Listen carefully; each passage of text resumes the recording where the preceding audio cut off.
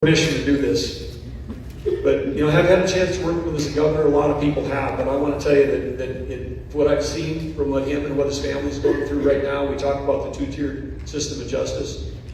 Think about your family. Think if they were attacking your kids every day. Think if you were getting attacked every day, nonstop. Think if they were weaponizing and using lawfare to attack our former leader. Think of that. Put yourself in those shoes and go, how would you hold up if every single day there was more indictments and more news and more negativity, and have the strength to get up and do that every day? I have never seen anything like this where an individual can get up and be as positive and as strong as the president with the perseverance that he exhibits, the bravery. It's truly incredible to me to watch that. The Biden administration, their cronies, they've weaponized the justice system. They're trying to take out an opponent in what they're doing. We see it. Their cases are all falling apart because they're all politicized. But there's an individual in there who's a dad, a family, cares about his kids, and he's fighting every day for us. I've seen it. And I'll tell you, I got to see it in January. Catherine and I were standing on the stage with President Trump when he won that historic Iowa. Thank you. Now, you never want to say primary in Iowa. They just go crazy on you. So it's like, anyway, the Iowa caucus, it was more than twice. He won by more than twice of the margin of victory, 30 points, more than double what anybody had ever won in a contested effort. He did that. So then you think, wow, this is like that. These guys have been working. His team, they've been working for 12 months. This is a huge, huge thing, and setting it off. They're gonna do that. And he said to Catherine and I, hey, you want to ride back on Trump Force One with us? Because I know that you guys are going to go help campaign in New Hampshire tomorrow. But you fly with us right now after done at night. And we thought, well, what an honor. Of course, we couldn't turn that down. We thought, well, we'll get on this thing. You know, it's a big plane. There could be 40 plus staffers on the plane. These guys are going to be celebrating the whole way back, or everybody's going to be sleeping because they're exhausted, because they poured their life into getting to this point. Now they've won. And I'm going to tell you personally what I saw on that plane. It was midnight when we took off after President Trump had been doing press in Iowa. Got on the plane. It was a 2.5 hour flight. Nobody dimmed the lights. There wasn't one person that closed their eyes. There was not a single alcoholic beverage served the entire flight. And everybody on that plane was working as hard as they could because Donald Trump was working harder than they were.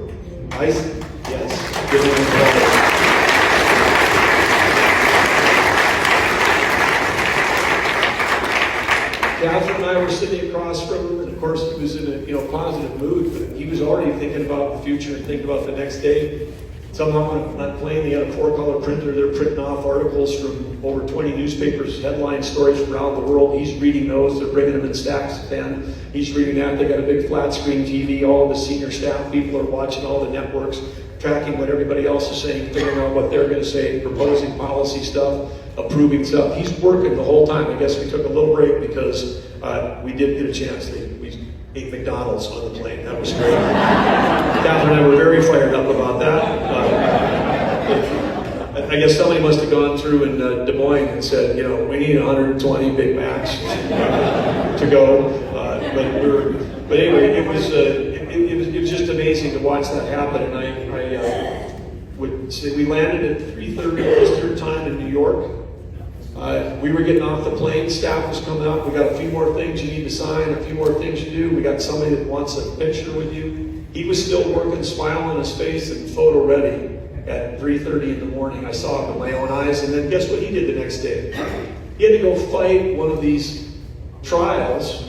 He had to be in court like at 9 o'clock in the morning, did that all day, and then the next night we're up in New Hampshire and he's doing a rally with thousands of people with a smile on his face cheering for this country. So think of that.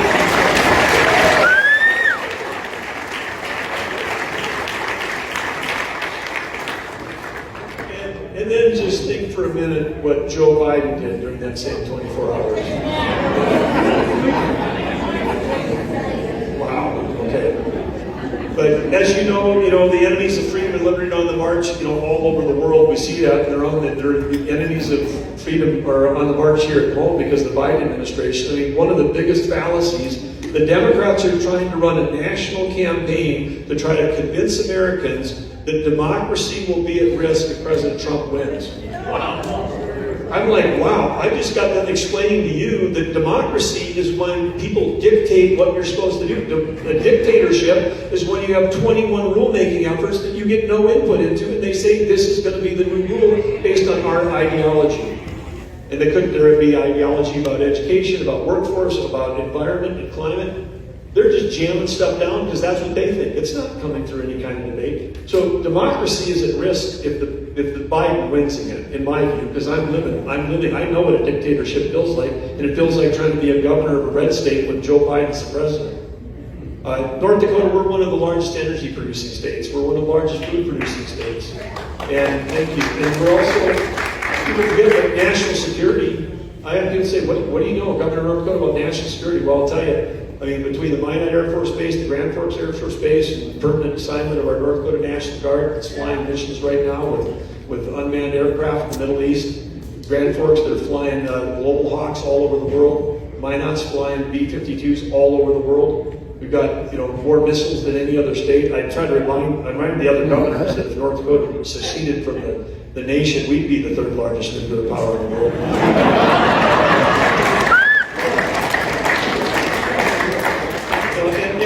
We got a 320-mile long border with Canada. And we've had troops at that southern border almost the entire time I've been in office. We'll come back to that. But the conclusion on all of this is we know a lot about the economy, we know a lot about energy, we know a lot about national security, we know a lot about the border. And part of the reason why I was running was and part of the reason I'm supporting President Trump is because Joe Biden is 180 degrees wrong on every one of these, on economy, on energy, and national security, and on the border.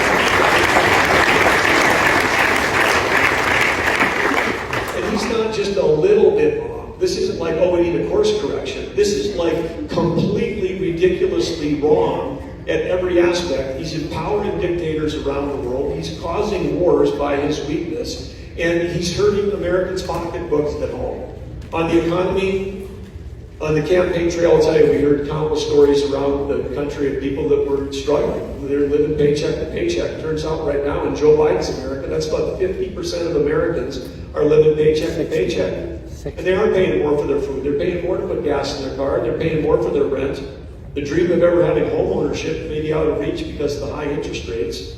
And then he's out telling everybody how great Bidenomics is. That confuses me as a business guy. Americans under Donald J. Trump literally got a raise. Real income went up. Inflation was down. Prices were flat. Our economy was growing. He gave everybody a raise. And under Joe Biden, everybody's got a pay cut. And they might say, no, I got a slight increase. I got an increase. It didn't go up as much as inflation went up. And then, of course, if you're part of the 50% of Americans that have savings, which is fantastic, but then with that inflation, the buying power of your savings is 30% less. Joe Biden's inflation came like a thief in the night, came into your savings account and took 30% of it. And that's why Americans understand that Biden economics did not work. Does not work. So, and of course, you've heard about that State of the State thing he was doing.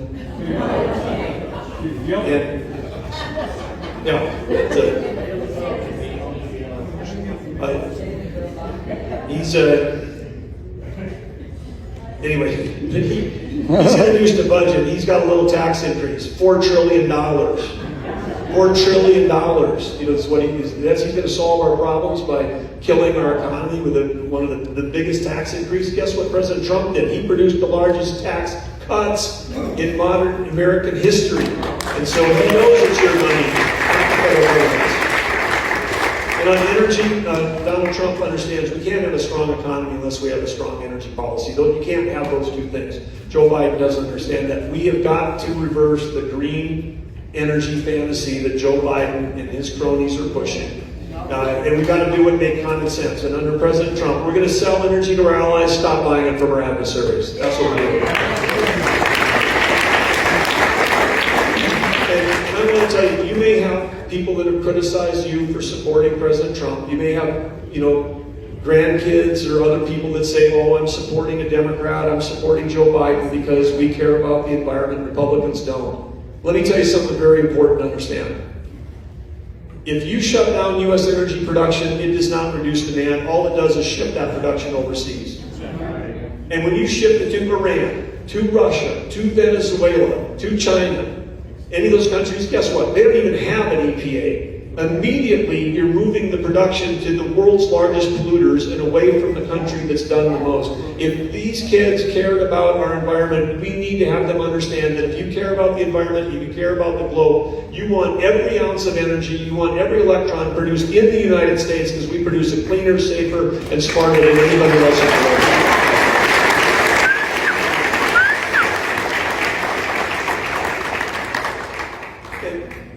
Joe Biden just keeps on his attacks on freedom and democracy. This thing a couple weeks ago that he did, I mean, just when you think it wouldn't get worse, then you think, well, he's running for president. He's not going to do something that is like double stupid. But he canceled the permits to build liquid natural gas, LNG. Russia was providing almost 100% of the LNG for Western Europe. Western Europe was completely dependent on Russian gas. That's why he was able to invade Ukraine, for no other reason. And when he invaded, the price went up and he started making more money than ever. That war was not only paying for the war, it was making him profits on his energy. We solved that. It was almost like World War II where we're going to do that. We were shipping so much LNG to Europe by boat that we were helping get Europe off of the dependence with Russia. That was happening over the last 2 years. Nobody talks about it. Then Biden comes along, so that the markets are saying, markets, not government.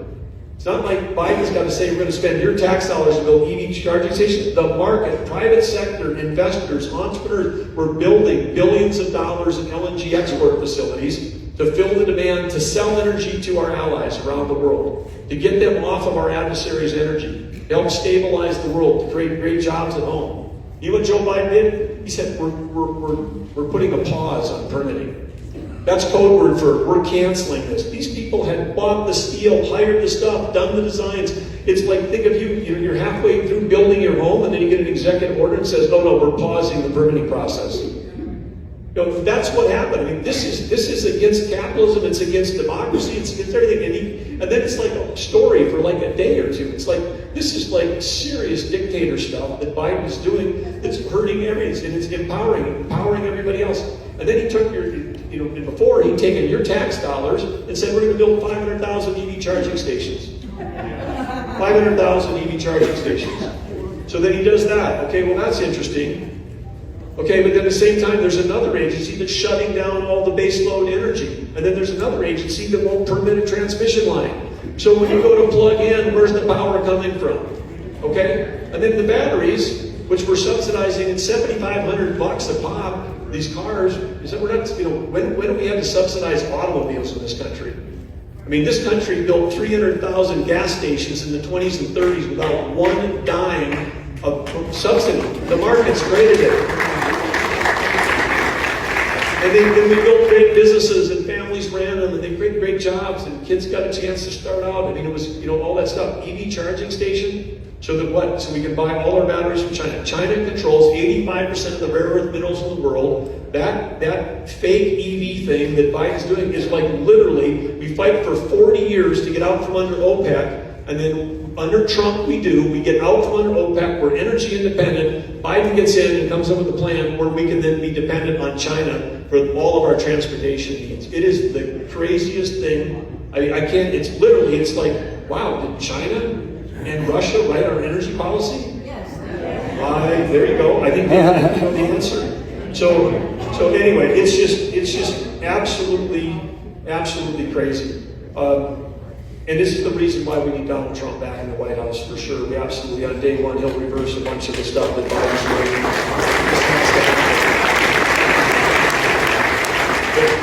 But Joe Biden's weakness, I mean, his appeasement of Iran, everything he's done there, we'll give you $6 billion for 5 hostages. And then he did that thing. And he put a price on every American's head. Good luck if you've got kids that are traveling overseas for college. Guess what? A terrorist is going to look at your kid, your nephew, and go, that American kid might be worth $1.2 billion because Joe Biden put that price on their head. I mean, you want more kidnapping? Put a price on it. You want more hostage taking? Put a price on it. So he does that, and what happens 3 weeks later, October 7th, and Hamas comes in and takes 240 hostages. We sat in our office and said, hey, if you're going to put a price on hostage taking, we're going to see more hostage taking. It wasn't even a month that was happening. So this is Biden's energy policies that favor Iran right now. I mean, he's allowing them under President Trump. President Trump had them squeezed down with real sanctions that worked. They were down to about $4 billion of cash in that country of Iran. And this is the Iranian regime. It's not the people. The people of Iran. The people of Iran. When Trump took out Soleimani, I was right here in Nevada. I met a young woman who was an Iranian and moved here, just got her citizenship, and she told me that when Trump took out Soleimani, that there was 850,000 likes on Twitter in Iran from Iranian people, and then the regime took it down. The Iranian people love Donald Trump because they know that he was putting the squeeze on him. But Biden loves the regime. He's loving the wrong people. He's like, sure, ship all the oil you want. Help get the oil price down, so that'll help you get reelected. But I don't care what you do with the money. What are they doing with the money? They're building drones and selling them to Russia. We're attacking our allies. They're funding Hamas, Hezbollah, and the Houthis, who are attacking Americans. And that's just not theoretical. This hits home for all of us. I mean, there have been dozens and dozens of attacks by these terrorist groups, not just the October 7th, but they're launching missiles into our bases. There was one that happened around Christmas in one of the bases that we had in the Middle East, and nobody died, so President Biden, I guess, felt he didn't need to do anything. People were just injured. I talked to the dad of one of those kids that was injured. He was a helicopter pilot from North Dakota. I talked to the dad. I would have talked to the soldier, but I couldn't, because he's got a piece of shrapnel about the size of a softball in his head. And he's alive because of the modern miracle and the fast action by first responders. But we're praying for that he'll have a chance to recover. Joe Biden did nothing when that kid from North Dakota who was serving this country got attacked. Did nothing. Well, then he's done some things. He released some more assets for Iran here recently. So again, it is on national security. Everything he's doing is destabilizing the world in the Middle East, in Eastern Europe, and then in China, because every one of these wins, and all these wins are wins for China. Russia's become China's discount gas station. China's building up their strategic petroleum reserve. Joe Biden drained ours in half ahead of the midterms.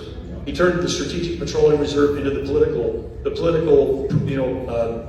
election, saved my midterm election reserve. And then the last one I want to touch on this thing before I wrap up is border security. You all know it, you feel it right here, but I've been down at the border, wartime, visiting troops, and not posting about it, not doing a bunch of stuff, not like using it as a platform to attack. Joe Biden went to the border for one reason, so he could try to blame Republicans for the mess that he's made. That's the reason he went down there a few weeks ago. But Joe Biden's like an arsonist. He's like an arsonist that started fires all up and down from the Gulf Coast to the Pacific, started a bunch of fires, and then said, well, we got all these fires, but I can't put them out unless you guys appropriate some fire trucks for me. I mean, it's just, he started these problems. Donald Trump secured the border. You can secure the border with executive orders. You do not need to pass something in Congress to help solve this. Biden can do it.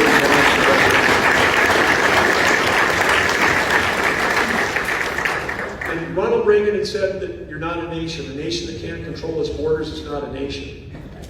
So I guess right now we're not a nation right now because we're not controlling it on either side. I mean, and it's the real crisis is on the southern end. But we had 19 people from Romania walking down a frozen road in northern North Dakota after they got stuck in a ditch trying to drive across the Canadian border. They could have all died. They're all coming because they believe that you can just drive in, walk in, enter our country. The Biden's welcome sign is up. And 10 million people have come in. Think of this, 10 million people, that's more than 3 Nevadas. That's more than 3 Nevadas that Biden is letting illegally just in the last 3 years. It's like every year we're letting in more than think of all the men, women, and children in Clark County and in the rest of the state. 3 times that. So we got a mass invasion and we got mass casualties.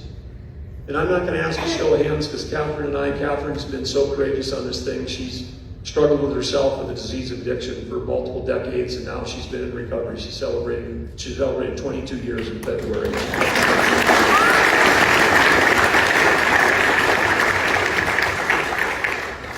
Joe Biden, if you cared about this country, wouldn't you do something about 330,000 overdose deaths since he took office? 70% of those are fentanyl poisonings.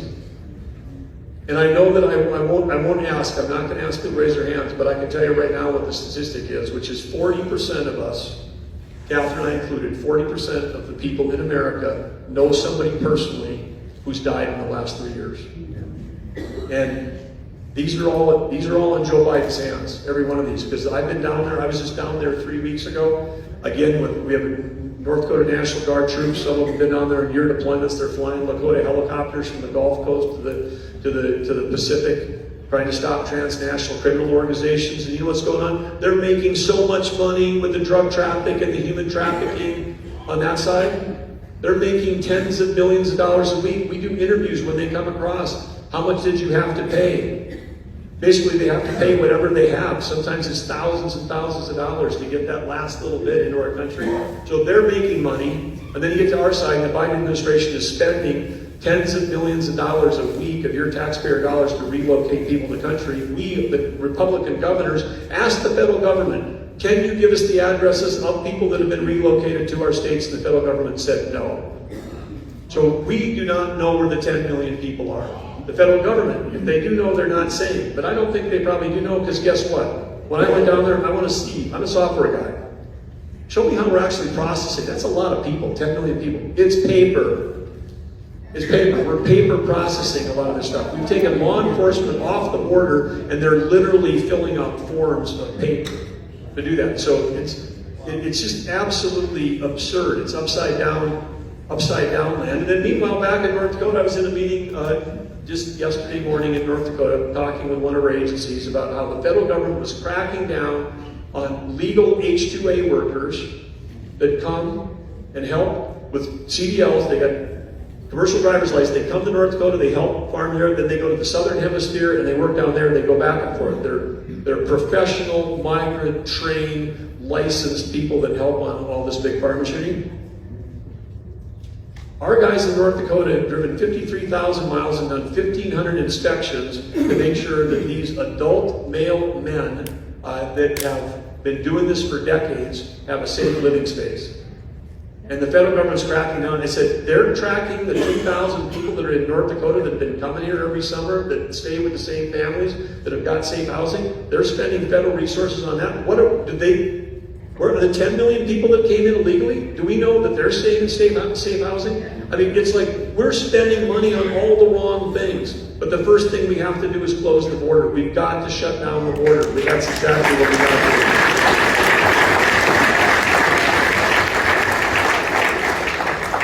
And the last thing I'll say on this before I close is when you see the stats and I go down there and get the briefings, it's worse than anything that's in the paper. I mean, the border issue barely is up here.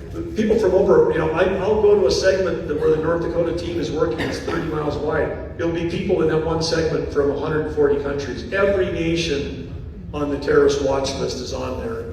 And if you think that the chance has gone down of us having like a 9/11 event in this country, no, because right now, when you take a look at the list, it's Syria and Iran and North Korea, record numbers of people coming from China.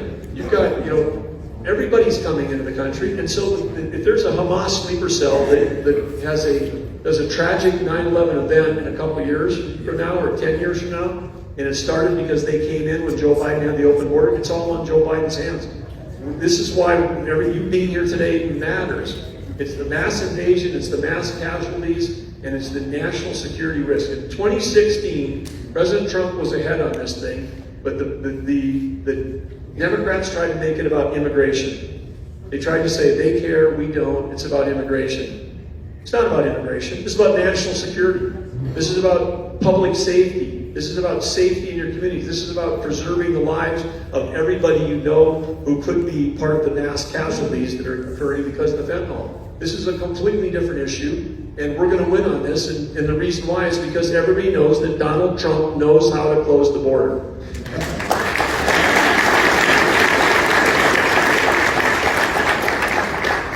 So I want to say in closing that, and Jesse referenced this and said, hey, the Trump team said, hey, when we call Governor Burgum, he's ready to respond. I got a day job. I'm still running the state. I got 273 days left. I'm going to make every day count.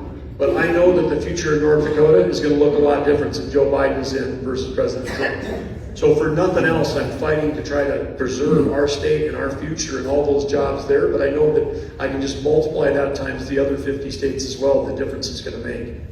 And so when we get a call from Team Trump that says, hey, can you go to Clark County? That's an easy yes. And you know why? Because this race is going to be tight this fall. We may look at the polls and say, oh, we're winning. It's going to be, no. This is going to be a fight between mainstream media, the unions, everything that they've got going on, the funders, George Soros, that stuff. This is going to be a battle. It's going to take every one of you. And Nevada could actually be the swing state that determines the election. And yes.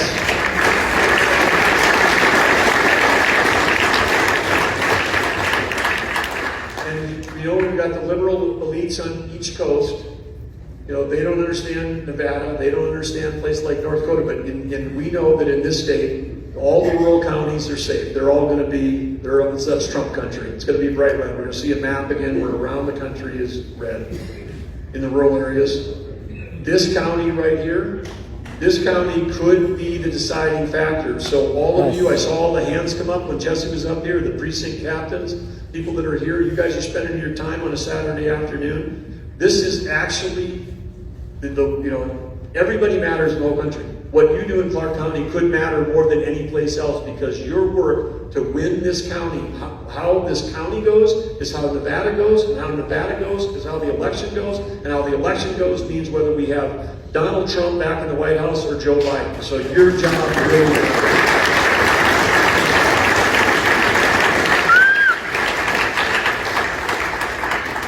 And I shared that personal story about being on Trump Force One, about how hard Donald Trump works and how he perseveres against so much criticism. So I just want to say that, there's only one reason I'm here. It's not about a job, it's not about a promise, it's not, hey, might you be part of the administration. I literally, the world will take care of itself. I can go back to the private sector, I got plenty of things I can do. My kids, be happy to see more of me.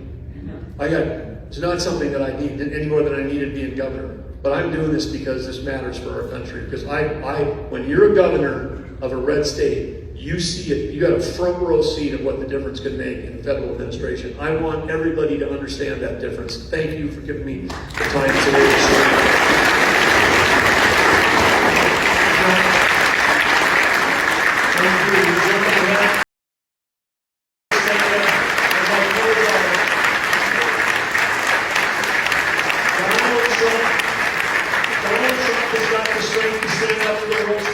Donald Trump's got the strength to stand up to those unelected bureaucrats and the deep state. He's got the strength to stand up to the lies and the misinformation in these trial after trial after trial. He's got the strength to care deeply about this country, just like all of you do. And so I need one thing from all of you. He can't do it alone. I told Jesse I would do this, but we got to recruit more patriots. This room's got to be much bigger by next fall. And anybody's here, you got to.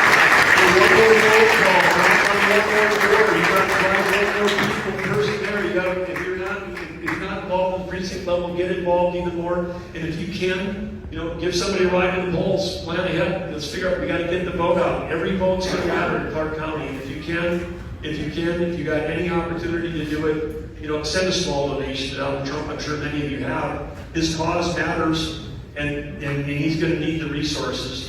But in November, we can send a message to the entire world coming out of Clark County. We can send them the days of American weakness is over. The United States is going to be respected again. It's time for America to have a commander-in-chief. All of you military folks that stood up, the veterans and the active, we need to have a commander-in-chief who actually understands how to make this country safer and more prosperous. 4 years ago under President Trump, America was safe and prosperous. We can get back there quickly under his leadership. You know what to do in Clark County. We know what we need to win, but we need to send Donald Trump back to the White House to do what?